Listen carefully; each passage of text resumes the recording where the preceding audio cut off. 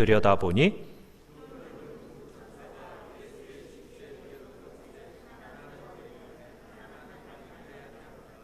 천사들이 이르되 여자여 어찌하여 우느냐 이르되 사람들이 내 주님을 옮겨다가 어디 두었는지 내가 알지 못함이니이다.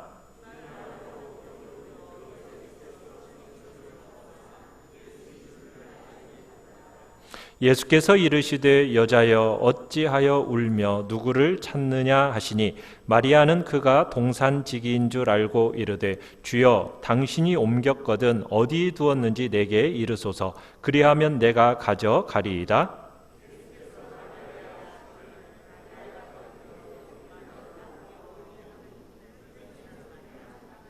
예수께서 이르시되 나를 붙들지 말라 내가 아직 아버지께로 올라가지 아니하였노라. 너는 내 형제들에게 가서 이르되 내가 내 아버지 곧 너희 아버지 내 하나님 곧 너희 하나님께로 올라간다 하라 하시니 막달라 마리아가 가서 제자들에게 내가 주를 보았다 하고 또 주께서 자기에게 이렇게 말씀하셨다 이르니라. 아멘. 오늘 말씀의 제목을 같이 한번 읽어보겠습니다. 시작. 부활하신 주님의 첫 목격자. 오늘 본문은 부활의 아침에 다시 사신 주님의 무덤으로 우리를 데리고 가고 있습니다. 이 부활의 직후의 현장보다 우리에게 빛과 기쁨으로 찬란한 현장, 이것보다 아마 상상할 수 있는 곳은 없을 것입니다.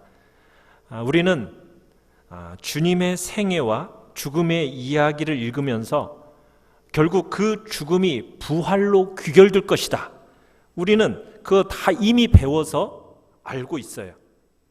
그래서 지금 여기서 일어나고 있는 깜짝 놀랄 만한 이 성격에 대해서 우리는 별로 감각이 무뎌져 있습니다.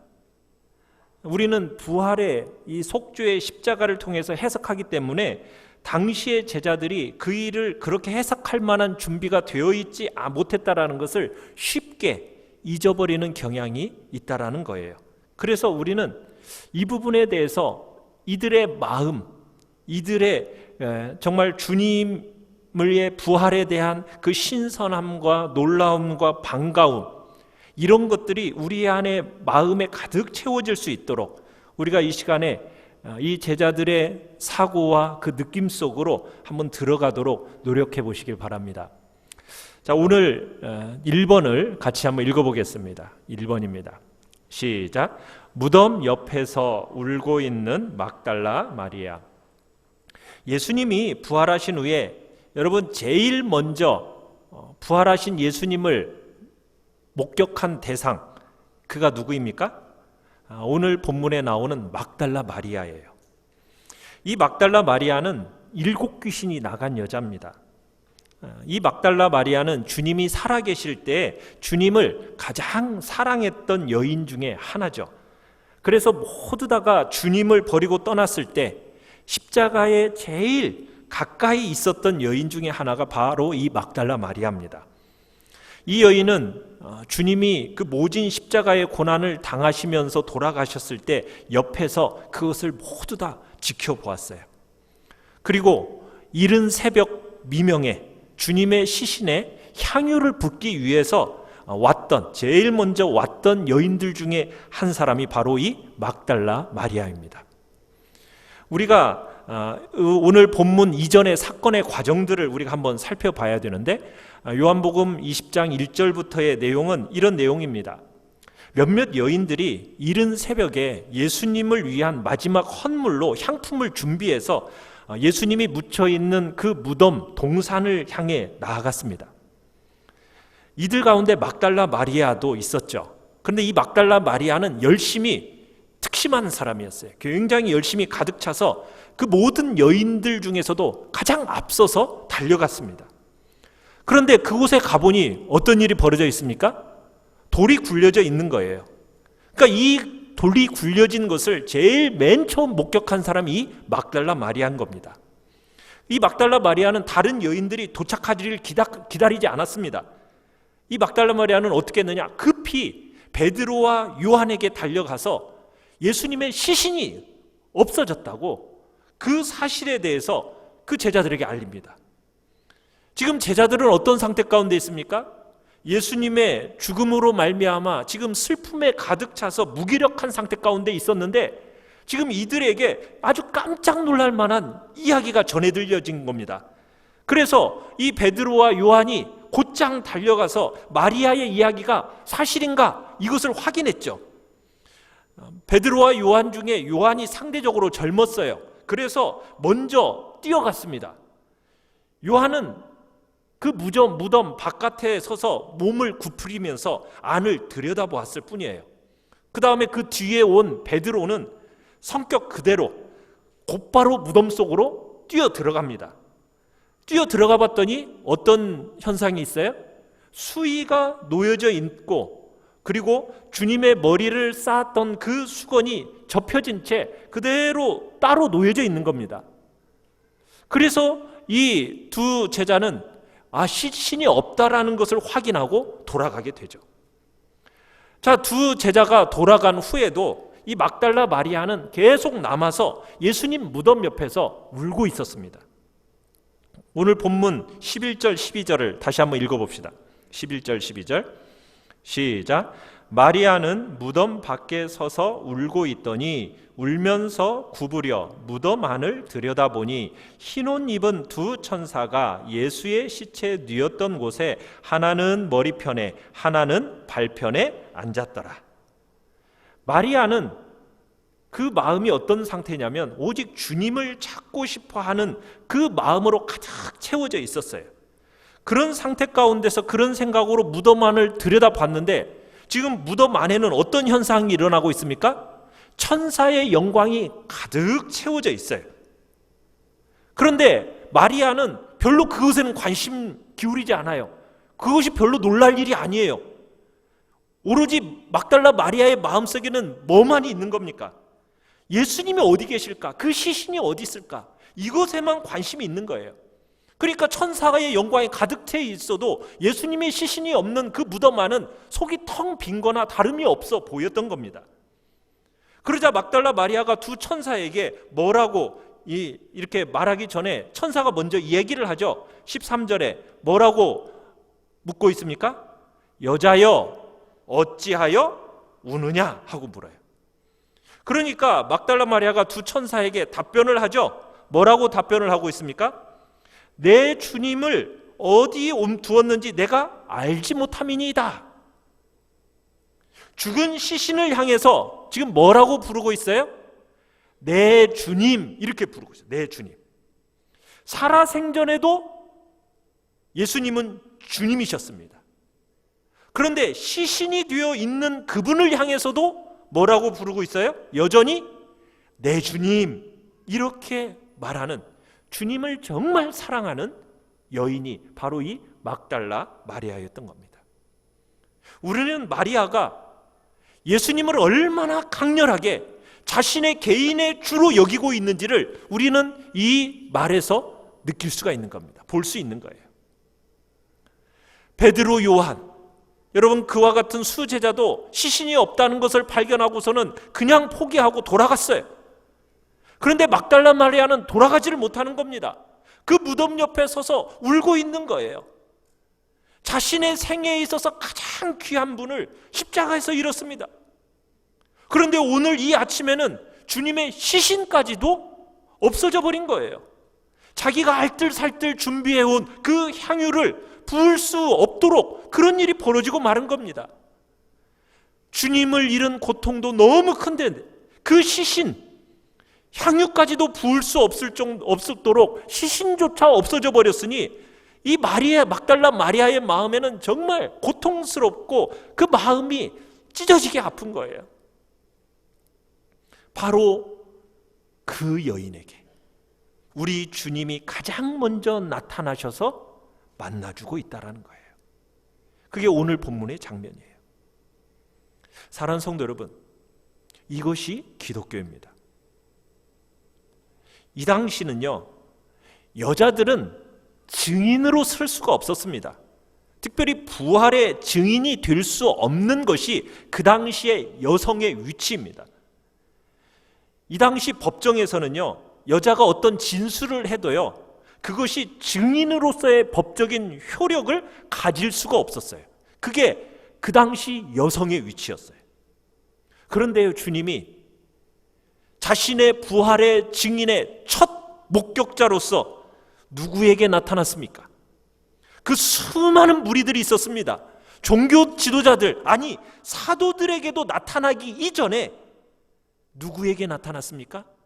어떻게 보면 그 당시에 보잘것없는 여인에게 당신의 사심을 제일 먼저 나타내 보여주셨다는 사실입니다. 우리 주님은 중심이 진실한 사랑으로 당신을 사랑하는 자, 그 사람에게 자신을 보여주시고 만나주시는 거예요. 세상 사람들처럼요, 이 사람이 얼마나 요긴한가, 이게 얼마나 잘 쓰일까, 이 사람이 얼마나 훌륭한 인물이 될까, 이 사람이 내 부활의 증인으로서의 어떤 역할을 잘 감당할 수 있을까. 여러분, 주님의 관심사는 이게 아니었습니다. 그러나 오늘날 우리는요, 어리석게도 자꾸 인간의 눈으로 사람을 평가한다는 거예요. 세상에서 잘 되는 사람이, 여러분, 예수를 잘 믿으면 교회에 더 유익할 것 같죠? 그래서 우리 한국교회가 정말 세상에 유익이 될 만한 그런 사람들을 교회 안에 들여오고자 무더기도 애를 썼습니다.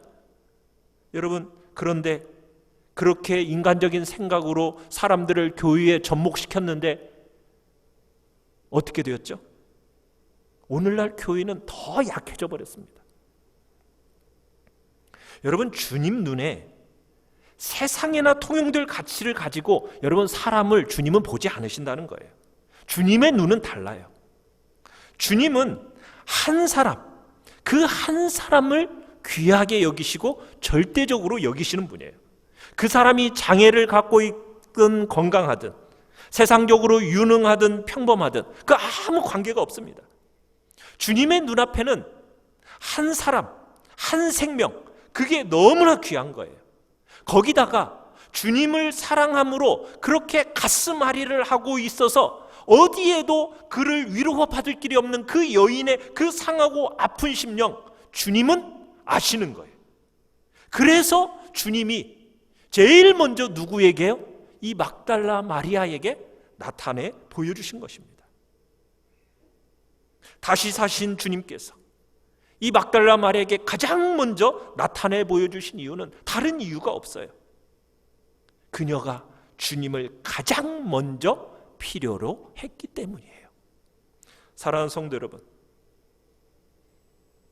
여러분의 한계와 연약함과 여러분이 가지고 있는 여러 가지 참 어려움들, 여러분 그런 한계에도 불구하고 주님은 우리의 무엇을 보시는 분이십니까? 중심의 진실함을 보시고 계십니다.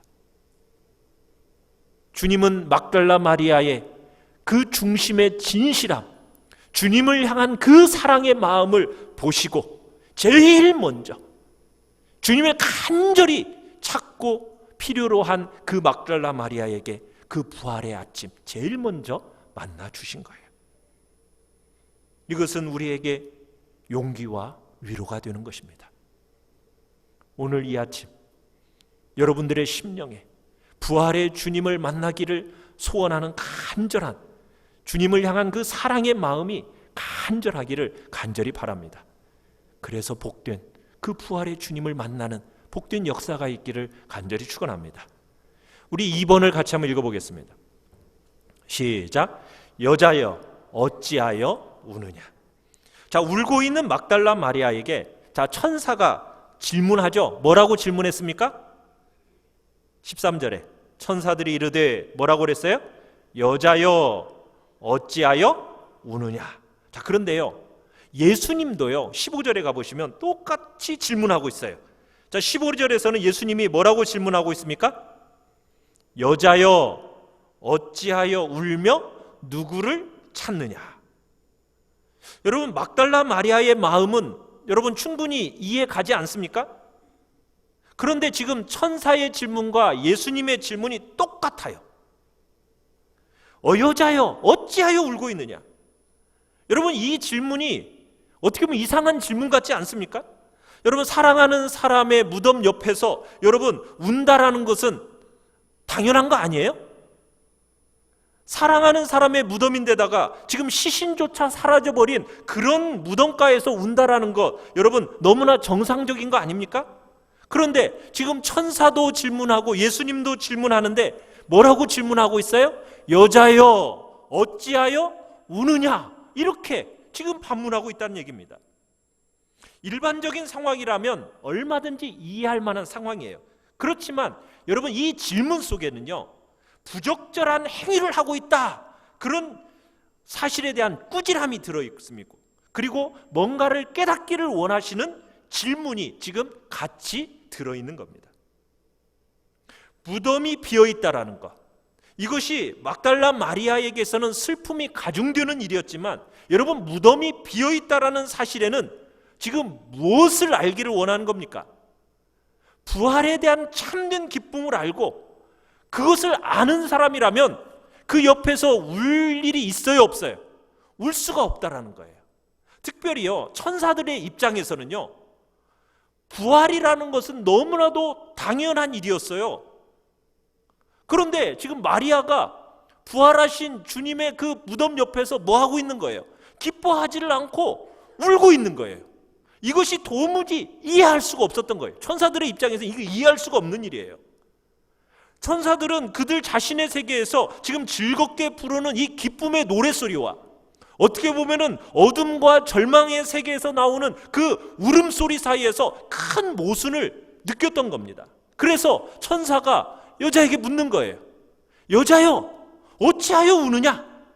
아니, 부활의 이 영광스러운 이 아침에 주님의 이 빈 무덤에서 애통이 하는 일이 어찌한 일이냐? 이건 너무나도 어울리지 않는 그림이다. 지금 이것을 천사들은 지금 막달라 마리아에게 얘기하고 있는 겁니다. 우리야 충분히 여자의 마음을 이해하지 못하는 것은 아닙니다. 충분히 막달라 마리아의 마음, 그 중심의 진실함, 우리가 동의할 수 있어요. 그런데 지금 이때 울고 있는 것은 때에 맞지 않다라는 거예요. 그래서 여자여 어찌하여 우느냐? 천사도 그렇게 묻고 있고요, 예수님도 그렇게 묻고 있는 거예요. 왜 울고 있느냐는 거예요. 막달라 마리아가 얼마나 주님을 사랑하시는지 충분히 이해가 돼요. 그렇지만 너무나 인간적인 수준이라는 거예요. 주님이 하신 말씀에 대해서 지금 전혀 눈이 열려있지 않은 어리석은 한 여인을 우리가 지금 보고 있는 겁니다. 상상도 할 수 없는 첫 번째 부활, 그 무덤 옆에서 울고 있는 여인. 어떤 부분에서는 우리에게 이해가 되는 부분이기도 하지만 혹여나 우리도 지금 여전히 무덤 옆에서 울고 있는 신앙생활을 하고 있는 것은 아닌지 한번 우리 자신을 돌이켜볼 필요가 있다는 얘기입니다. 여러분, 우리가 믿는 기독교는 어떤 기독교입니까? 인생의 가장 큰 절망인 무덤과 사망을 찢고 일어나셔서 그 백성들 가운데 찾아와서 만나주시는 그분을 만나는 종교, 그게 바로 기독교입니다. 우리는 무덤 잘 단장해 놓고 거기에다가 향유를 붓는 죽어있는 기독교가 아니에요. 우리가 믿는 기독교는 죽어있는 어떤 탁월한, 어떤 훌륭한 그런 인물을 믿는 종교가 아닙니다. 우리가 믿는 종교는 무엇입니까? 무덤문을 찢어놓고 사망 권세를 이기시고 살아서 움직이고 일하시고 역사하시는, 그게 바로 기독교란 얘기입니다.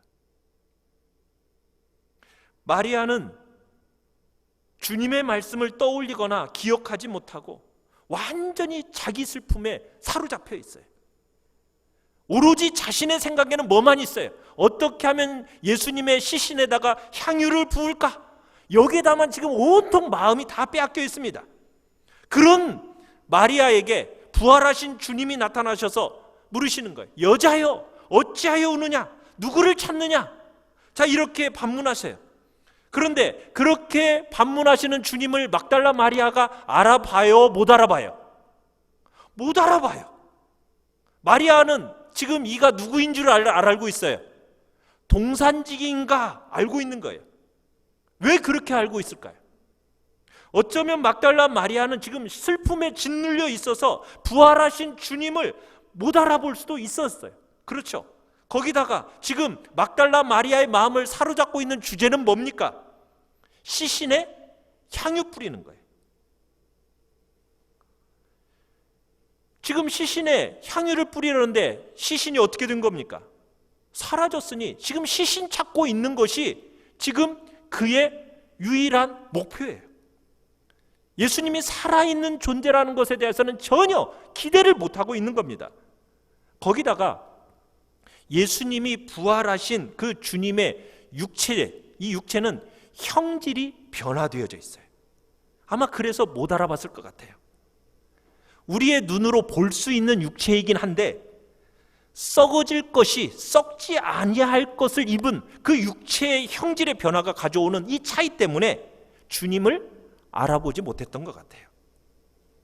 그런데 주님이 누구를 찾느냐 물으시고 계세요. 막달라 마리아는 시신을 찾고 있는 거예요. 죽은 자를 찾고 있는 거예요. 산자 가운데서 예수를 찾고 있는 게 아니라 죽은 가운데 있는 예수를 찾고 있는 겁니다. 자, 누가복음 24장에서 천사들이 여자들에게, 그런 여자들에게 뭐라고 이야기를 합니까? 우리 같이 한번 읽어볼까요? 시작. 여자들이 두려워 얼굴을 땅에 대니 두 사람이 이르되 어찌하여 살아있는 자를 죽은 자 가운데서 찾느냐? 여기 계시지 않고 살아나셨느니라. 사랑하는 성도 여러분, 여러분의 신앙은 어떤 신앙입니까? 무덤에 가서 향유 뿌리는 것에 마음이 다 기울어져 있어가지고 주님이 여전히 무덤 속에 계신 분으로 혹여나 알고 있는 것은 아닙니까? 오늘 부활절, 이 부활절 기념 예배를 우리가 드립니다. 그리고는 돌아가면은 부활하신 예수님에 대해서는 까마득하게 잊어버리고, 여러분 혹시 죽은 자 가운데 있는 예수님만 혹여나 생각하고 있는 것은 아닙니까? 사랑하는 성도 여러분, 예수님은 여러분의 삶의 자리 구석구석에, 여러분의 가정에, 여러분의 일터에, 여러분이 홀로 있을 때, 여러분이 분주하게 뭔가를 위해서 움직일 때 믿음의 눈으로 그분을 찾고 만나고 경험되어지는 살아계시는 그분으로 여러분은 알고 믿고 있습니까? 여전히 죽은 자 가운데서 예수님을 찾고 있습니까? 아니면은 살아나셔서 지금도 우리와 교회를 통해서 일하시는 그분으로 믿고 섬기는 기쁨이 여러분들에게 있습니까? 이방 종교들처럼 어딘가에 예수님이 계신다, 여러분 이렇게 모셔놓고 샤머니즘 같은 그런 종교 생활을 하고 있는 것은 아닙니까? 우리 주님은 부활하셨습니다. 살아계십니다. 지금 역사하고 계셔서 우리를 통해서 그분이 나타나도록 우리는 살아야 할 것입니다. 3번을 같이 한번 읽겠습니다. 3번입니다. 시작. 마리아야 라보니요.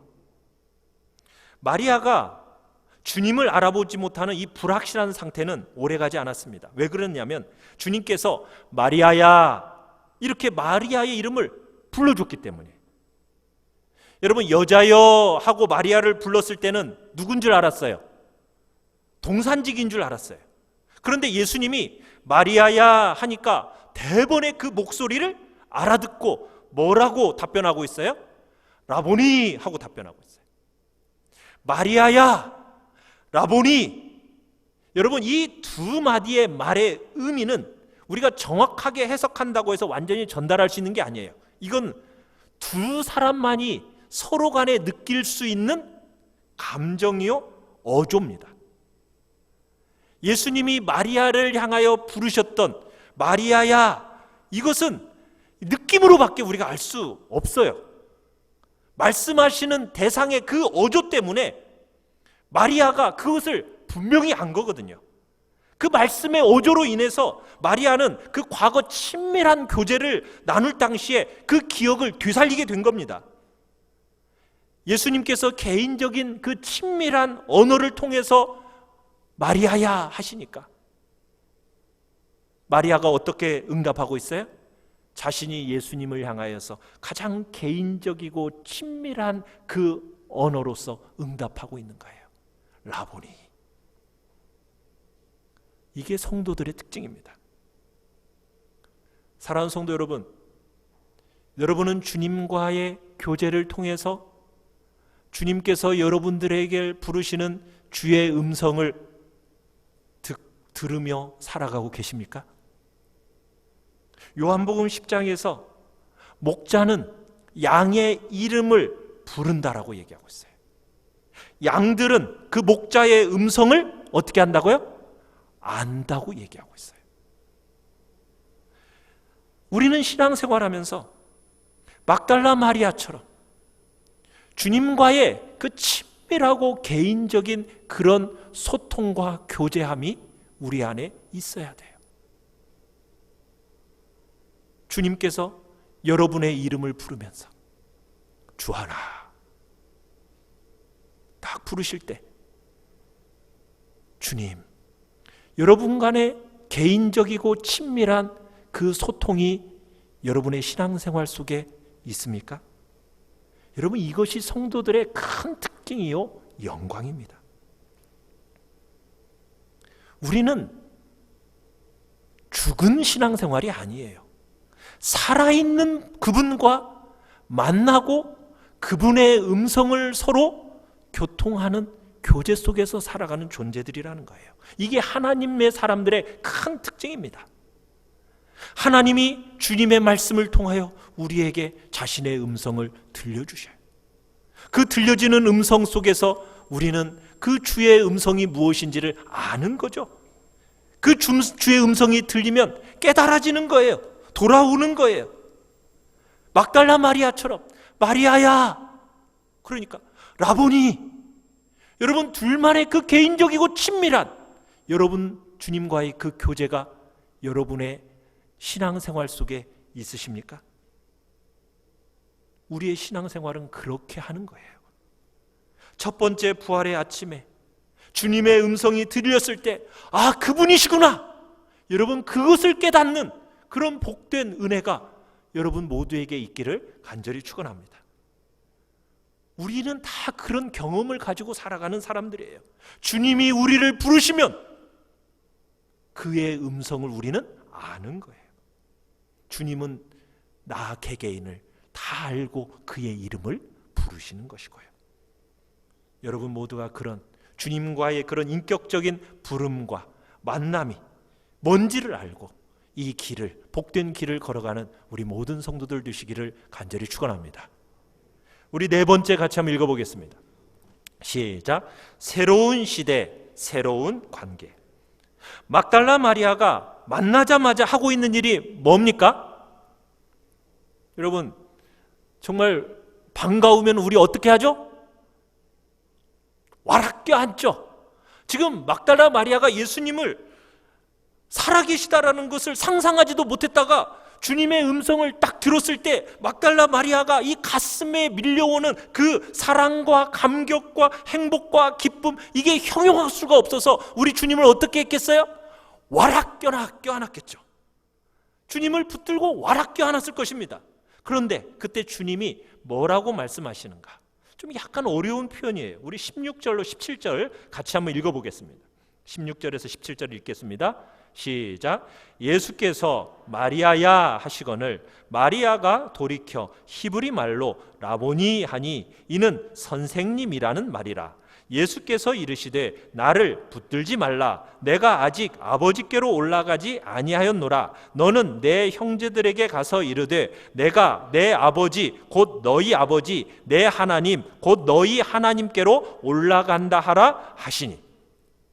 우리 주님께서 지금 감격스러워가지고 와락 껴안고 있는 막달라 마리아에게 지금 뭐라고 말씀하고 계시죠? 껴안지 말라는 거예요. 붙들지 말라는 거예요. 여러분 이게 무슨 뜻일까요? 지금 우리 예수님께서 아직 아버지께로 안 올라갔으니 내 몸에 손대면 부정탄다. 지금 부정탄다라는 뜻일까요? 그게 아닙니다. 이제부터는 양상이 달라졌다는 거예요.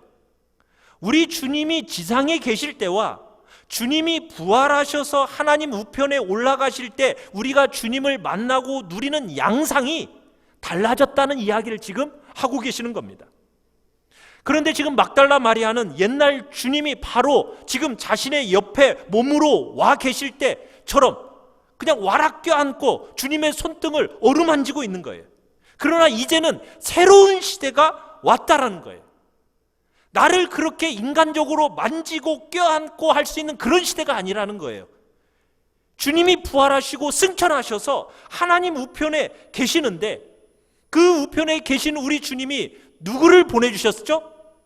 우리 가운데 성령을 보내주시면서 성령이 우리 속에 내주해 계시고 그 성령의 도우심을 따라서 눈에 보이지 않는 주님을 믿음으로 누리고 맛보고 경험하는 그런 새로운 시대가 열린다는 거예요.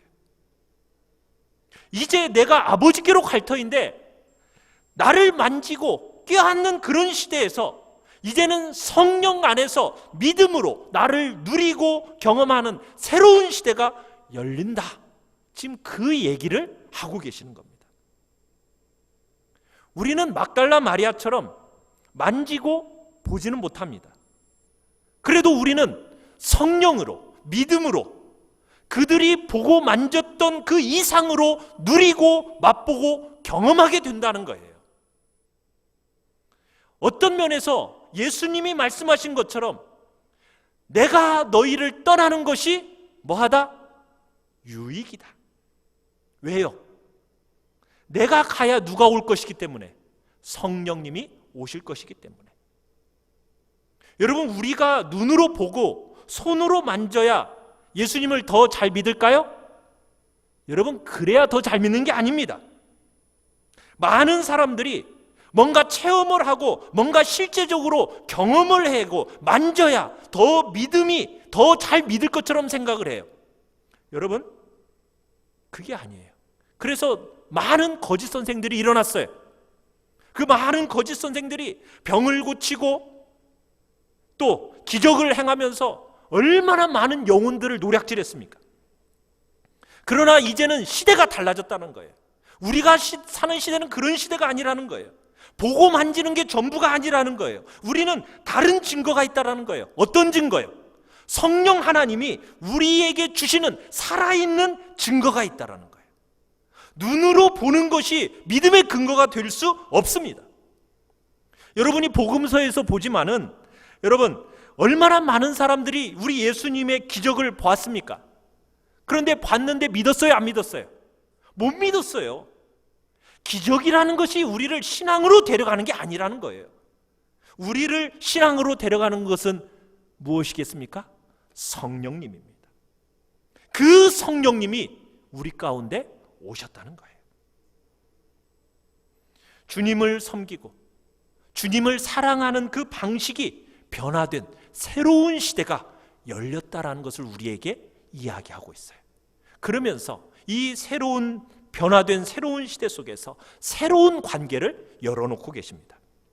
주님께서 십자가에 달리시기 전에 12 제자를 가리켜서 뭐라고 얘기했냐면 나의 벗이다, 친구다 이렇게 부르셨어요.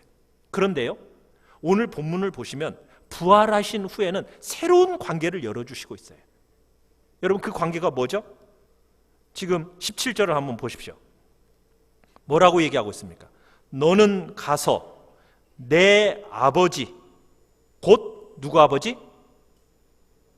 너희 아버지, 내 하나님, 곧 너희 하나님. 예수님과 우리를 지금 동일시하기 시작하면서 내 하나님이 곧 너희 하나님이고 내 아버지가 곧 너희 아버지다 이렇게 부르고 있다는 거예요. 막달라 마리아에게 지금 누구에게 가서 지금 이렇게 이르라라고 얘기하고 있습니까? 누구에게 가서? 내 형제들에게 가서 이렇게 얘기하고 있어요. 너는 내 형제들에게 가서. 여러분, 예수님이 돌아가시고 부활하심으로 말미암아 새로운 관계가 만들어졌다는 거예요. 새로운 관계. 여러분, 히브리서 2장에서는 이 사건을 그대로 해석해 주고 있어요. 우리 같이 한번 읽어봅시다. 히브리서 2장 11절입니다.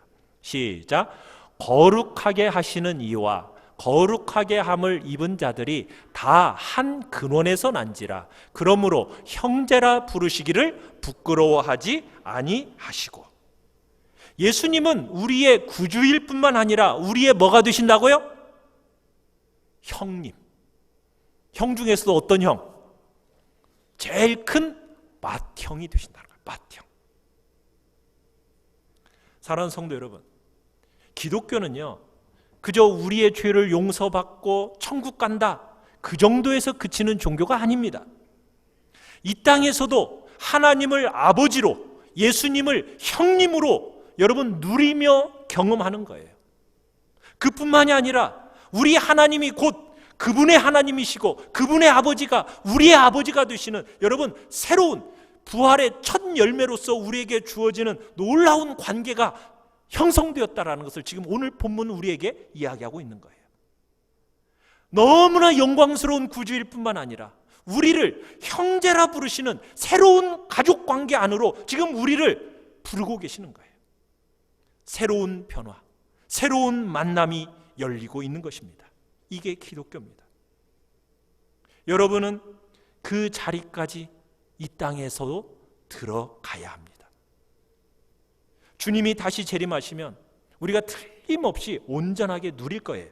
그렇지만 어떻게 보면 모순덩어리고 한계덩어리고 정말 수많은 제한을 가지고 있는 이 몸을 가지고 여러분, 이 말씀이 열어주는 데까지 풍성한 구원의 아름다움과 복된 마음으로 충분히 여러분 들어가셔야 합니다. 구원에 그저 텄 닦는 초보의 도, 여기에만 머물지 마시고 정말 하나님과 나의 관계, 예수님과 나와의 관계, 이 관계 속에서의 더 온전하고 성숙한 데까지 여러분 자라가야 되는 거예요. 너무나 형식적이고 제한된 여러분 그런 기독교의 한계들 안에 머물지 마십시오. 우리 주님은 성경이 열어주고 있는 이 영광 속으로 온전히 들어가서 여러분들이 정말 주님과 말할 수 없는 그 특별한 관계 안에서 여러분들이 놀라운 은혜를 경험하고 그 은혜 안에 머물기를 주님은 간절하게 기대하고 계시는 것입니다. 우리 모든 성도들이 정말 주님을 향한 그 사랑과 그 사랑 안에서 주시는 풍성함의 역사가 뭔지를 우리 모두가 누리고 느끼고 또 그 안에서의 놀라운 은혜들을 경험하는 복된 자리에 있기를 간절히 축원합니다. 우리 시간 같이 찬양합시다. 여러분, 주님을 얼마나 사랑하고 계십니까?